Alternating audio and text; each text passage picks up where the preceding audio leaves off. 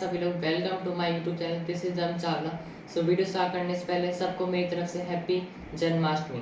ठीक है, तो हमने चैप्टर नंबर 3 स्टार्ट कर दिया था माइक्रो इकोनॉमिक्स का, जिसका नाम था consumer equilibrium, utility and licence, जिसके अंदर हमने यूटिलिटी के बारे में पढ़ा था, मेजरमेंट्स ऑफ यूटिलिटी पढ़ा था, कार्डिनल और ऑर्डिनल। ठीक है, उससे हमने पढ़ा था कितने टाइप्स के, 2 टाइप्स की यूटिलिटी होती है, पहला टोटल यूटिलिटी, दूसरा मार्जिनल यूटिलिटी। ठीक है, और हमने रिलेशनशिप पढ़ लिया था TU और MU का विद ग्राफ। ठीक है, इतना आपको क्लियर समझ आ गया होगा। आज हम नया टॉपिक स्टार्ट करेंगे, लॉ ऑफ डिमिनिशिंग। अपना नेक्स्ट टॉपिक है law of diminishing marginal utility. ठीक है, इसको आप नाम डाल लीजिए, मैं यहाँ पे लिख भी देता हूँ।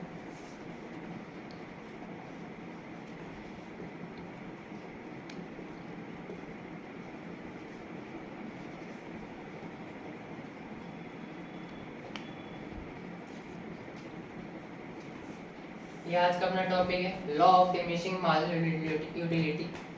तो आज हम इस चैप्टर खत्म कर देंगे, जितने भी इसके टॉपिक रह रहे हैं। ठीक है, बहुत टाइम हो गया इस चैप्टर को, 2-3 दिन से इसकी वीडियो भी नहीं आई है, कोई बात नहीं, आज हम इस चैप्टर खत्म कर देंगे।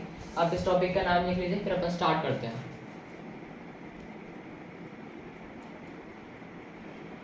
तो अब स्टार्ट करते हैं, मैंने यहाँ पे लिख दिया है। ठीक है, law of diminishing marginal utility. जब भी मार्जिनल यूटिलिटी डिमिनिश होता है तो उससे एक लॉ बना है, वो क्या कहता है, it states that as more and more units of commodity are consumed, MU derived from every additional unit must decline।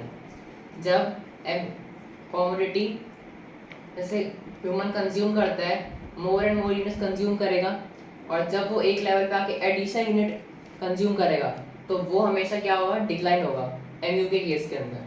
ठीक है, MU इस लॉ को और भी क्या कहते हैं, फंडामेंटल लॉ ऑफ सेटिस्फेक्शन भी कहते हैं और फंडामेंटल साइकोलॉजिकल लॉ भी कहते हैं।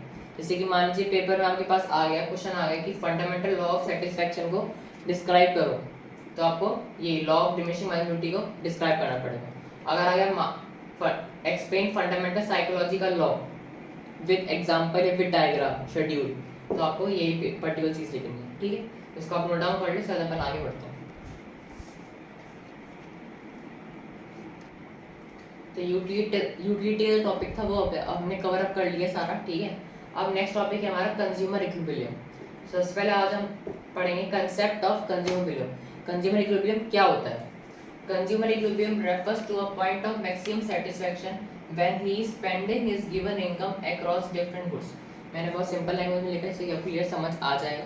कंज्यूमर इक्विलिब्रियम क्या होता है, एक पॉइंट है जिसके अंदर जितना भी मैक्सिमम सेटिस्फैक्शन होता है, और वो क्या करता है, अपनी जो जितनी भी गिवन इनकम होती है वो अपनी सारी स्पेंड करता है अक्रॉस डिफरेंट गुड्स के अंदर, सारे गुड्स के अंदर, एक पर्टिकुलर गुड्स के अंदर नहीं, सारे गुड्स के अंदर, चाहे वो क्लोथ्स हो, चाहे फूड हो, चाहे शेल्टर हो, कुछ भी हो।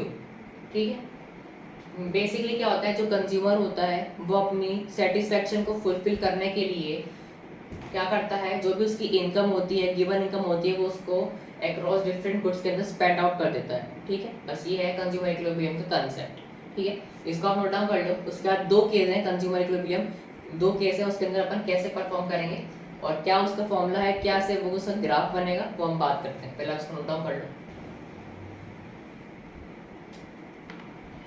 तो हम कंज्यूमर इक्विलिब्रियम में बात करेंगे वन कमोडिटी केस। जब सिंगल कमोडिटी केस होएगा तो कैसा ग्राफ बनेगा और क्या क्या पॉइंट्स होते हैं वो हम यहाँ पे डिस्कस करेंगे। सबसे पहले प्राइस ऑफ कमोडिटी की प्राइस मैटर करती है। उसके बाद MU and TU of commodity matter करती है। MU मतलब मार्जिनल यूटिलिटी, TU मतलब टोटल यूटिलिटी। उसके बाद थर्ड मैटर करता है marginal utility of money, marginal utility की मनी। ठीक है, उसके बाद ये हमने डायग्राम बनाया है, ये आपको बनाना है अगर पेपर में आता है किससे, वन कमोडिटी केस और 2 कमोडिटी केस एक साथ आता है, तो सबसे पहले आपको वन कमोडिटी केस लिखना है। उसके बाद आपको थोड़ा से पॉइंट्स लिखने हैं, इसको डिस्क्राइब कर सकते हैं आप इस पॉइंट्स को, अगर आप कर सकते हैं तो। उसके बाद ये डायग्राम बना देना। ठीक है, तो अब डायग्राम देखें सबसे पहले आप, ये y एक्सिस, ये x एक्सिस, ये 0। ठीक है, उसके बाद ये A लाइन, ये B लाइन, ये जो डेटा है इसके अंदर है, ये है हमारा कंज्यूमर सरप्लस। ठीक है, उसके बाद जो A लाइन है और ये B लाइन है इंटरसेक्ट कर रही है एक पॉइंट में, ये जिस पॉइंट पे इंटरसेक्ट कर रही है इसको कहेंगे पॉइंट ऑफ इक्विलिब्रियम। ठीक है, जो कि है ये B पॉइंट को हमने नाम दिया PX और A पॉइंट को हमने नाम दिया MUX, मतलब मार्जिनल यूटिलिटी ऑफ x। ठीक है, तो Px इक्वल्स टू MUX हो गया पॉइंट ऑफ इक्विलिब्रियम के अंदर। ये x हो गया, फिर हमने यहाँ लिख दिया consumer consumption of commodity x है ये, और ये प्राइस ऑफ कंजम्पशन x है। ठीक है, इसको हम नोट डाउन कर लो। उसके बाद हम बात करते हैं टू कमोडिटी केस के ऊपर। अब हम यहाँ पे टू कमोडिटी केस देखेंगे। वहाँ पे बस पहले क्या था, सिंगल कमोडिटी केसेस के अंदर सिर्फ MU x के बारे में बात की थी, मतलब मार्जिनलिटी ऑफ x। अब टू कमोडिटी केस आ गया, मतलब मार्जिनलिटी ऑफ x और marginality of y। Marginality of x में क्या फॉर्मूला बन जाएगा, MU x upon PX equals to MU m। MU m मतलब मार्जिनलिटी ऑफ मनी। ठीक है, उसके बाद y का क्या बन जाएगा, MU y upon PY equals to MU m। अब जाएंगे PS और PY क्या है। PS मतलब होता है प्राइस ऑफ x और ये प्राइस ऑफ y, और मनी का मतलब हो गया मनी, वो सॉरी m का मतलब हो गया मनी। ठीक है, x मतलब मार्जिनलिटी ऑफ x, px मतलब प्राइस ऑफ x, और mu मतलब मार्जिनलिटी ऑफ मनी। MUY मतलब marginality of y, PY equals क्या मतलब हो गया प्राइस ऑफ y, और MU मतलब मार्जिनलिटी ऑफ मनी। ठीक है, इसलिए सर इसको हम टू कमोडिटी केस हैं इसके अंदर, जिसके अंदर x भी आया y भी आया। अगर इसमें पूछा था कि आप क्वेश्चन पूछा गया है कि आप खाली सिंगल कमोडिटी केस को डिफाइन करना है, तो आप खाली MU x को डिफाइन करेंगे विद डायग्राम, जो मैंने आपको पिछले केस में करवाया है। अगर आता है कि टू कमोडिटी केस आता है तो आपको दोनों बताना पड़ेगा विद डायग्राम कि टू कमोडिटी का केस ऐसे बनेगा। डायग्राम इसमें ऐसे बनेगा, ये x एक्सिस, ये y एक्सिस, यहाँ पे हमने क्लोज कर दिया। जैसे कि ये कंजम्पशन ऑफ x है, ये कंजम्पशन ऑफ y है। ठीक है, ये गुड्स x लिख दिया, गुड y लिख दिया। उसके बाद x की तरफ हमने MU x लिख दिया, और y की तरफ हमने MU y लिख दिया। ठीक है, ये x से कट आउट लाइन आ रही है, इसको हमने MU x लाइन दे दिया, और ये y से आ रही है, हमने इसको MU y नाम दे दिया। बीच में जो इनका इंटरेक्ट हुआ है, इंटरसेक्शन हुआ है, उसको हमने O लिख दिया, और इसको हमने बोल दिया point of equilibrium. Point of equilibrium क्या हो गया, मैच हो गया, MU x equals to MU y हो गया। ठीक है, बस इतना सा था, सिंपल सा है, सिंगल कमोडिटी केस और टू कमोडिटी केस। ठीक है, इसको आप नोट डाउन कर लो, इसके बाद अगले टॉपिक पे चलते हैं। अब अपना नेक्स्ट टॉपिक है assumptions ऑफ कंज्यूमर इक्विलिब्रियम। कुछ कंज्यूमर इक्विलिब्रियम की assumptions होती हैं, उसके बारे में डिस्कस कर लेते हैं। ठीक है, सबसे पहले होता है utility can be expressed in cardinal number, जैसे कि 1 2 3। दो टाइप की यूटिलिटी थी, कार्डिनल और ऑर्डिनल। तो जो यूटिलिटी है वो कैसे एक्सप्रेस करती है, हमेशा कार्डिनल में एक्सप्रेस करेगी, ये इसकी assumption है। ठीक है, कार्डिनल कौन सी होती है, 1 2 3 है, और ऑर्डिनल कौन सी थी, रैंक हाई, रैंक लो। ठीक है, दूसरा होता है marginal utility of money remains constant. जो मार्जिनल यूटिलिटी ऑफ मनी होती है वो हमेशा कांस्टेंट रहती है, ये इसकी assumption है, ये आपको लिखना है, यही सेम लिखना है। अगर पेपर में आता है कि assumption ऑफ कंज्यूमर इक्विलिब्रियम और कंडीशन ऑफ कंज्यूमर इक्विलिब्रियम, तो पहले आपको एडी ये assumption लिखनी 4, उसके बाद कंडीशन लिखनी, जो मैं आपको लिखवाऊंगा अभी। पहले आप इसको समझो। ठीक है, दूसरा हो गया marginality of money remains constant. Third हो गया law of diminishing marginality holds goods. जो लॉ ऑफ डिमिनिशिंग हमने पढ़ा था MU का, वो हमेशा गुड्स रहता है, लोअर रहता है, बीच का रहता है, ना हाई ना लो। ठीक, उसके बाद फोर्थ है अपना consumer behaves rationally at a point of maximisation of satisfaction. Consumer behave rationally करता है जब एक पॉइंट आता है सेटिस्फैक्शन जिसका हाई हो जाता है, मैक्सिमाइज होता है, तो वो कंज्यूमर जो होता है वो बिहेव रेशनली करता है। ठीक है, तो ये assumption थी 4, इसको आप नोट डाउन कर लो। उसके बाद हम कंडीशन पढ़ लेते हैं वो क्या क्या है।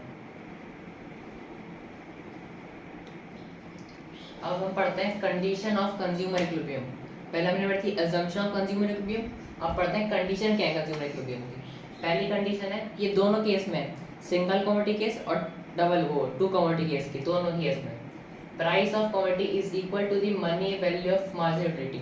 जो प्राइस ऑफ कमोडिटी है वो किसके इक्वल रहेगी, money value of marginal utility के। जैसे कि सिंगल कमोडिटी केस में क्या रहेगी, Px इक्वल्स टू MUx, और डबल में क्या रहेगी, MUx upon Px equals to MUy upon Py। ठीक है, सेकंड है marginal utility of money remains constant, ये हमने पढ़ ही लिया था, मार्जिनल ऑफ मनी रहती है वो हमेशा कांस्टेंट रहती है। थर्ड है law of diminishing marginality holds good, ये भी हमने पढ़ लिया था assumption में कि लॉ ऑफ डिमिनिशिंग मार्जिनलिटी होती है वो हमेशा नॉर्मल मतलब मिडिल में रहती है। ठीक है, तो कई चीज़ जो assumption में है वो कंडीशन में भी है, जो कंडीशन में है वो assumption में भी है। ठीक है, तो आप दोनों लिख सकते हैं, जैसे कि आप आपने assumption 4 लिख ली, कंडीशन में आप भूल गए कौन सा वर्ड नहीं, तो उसमें से ऐसे सिंपलर वर्ड जैसे ये वाला है, ये वाला है, ये सिमिलर है, तो आप लिख सकते हैं उसके अंदर। ठीक है, उसके बाद लास्ट टॉपिक हमारा बचता है principle limitation of utility analysis. ये बहुत ज़रा सा टॉपिक था इसलिए मैंने कवर अप कर रहा हूँ। Utility can be expressed in cardinal number, example 1 2 3। ये हमको पता ही है। जो यूटिलिटी एनालाइज है उसका लिमिटेशन क्या है कि यूटिलिटी किसके अंदर एक्सप्रेस होगी, कार्डिनल नंबर के अंदर एक्सप्रेस होगी, जैसे कि 1 2 एंड 3। कभी भी रैंक के अंदर नहीं होगी, ठीक है, हमेशा नंबर के अंदर होगी। तो ये चैप्टर नंबर 3 तक हमने खत्म कर लिए, इसको आप नोट डाउन कर लो।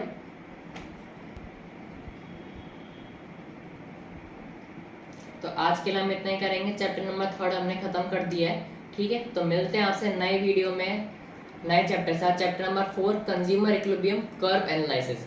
अभी तक हमने क्या करा है, यूटिलिटी एनालिसिस करा है। चैप्टर नंबर 4 में है कर्व एनालिसिस, के थोड़ा सा लेंथी पार्ट है, वो लेंथी टॉपिक है, लेंथी चैप्टर है, तो हम उसको कवर अप कर लेंगे एक दिन में। तो मिलते हैं साथ नेक्स्ट वीडियो में, टेक केयर, बाय।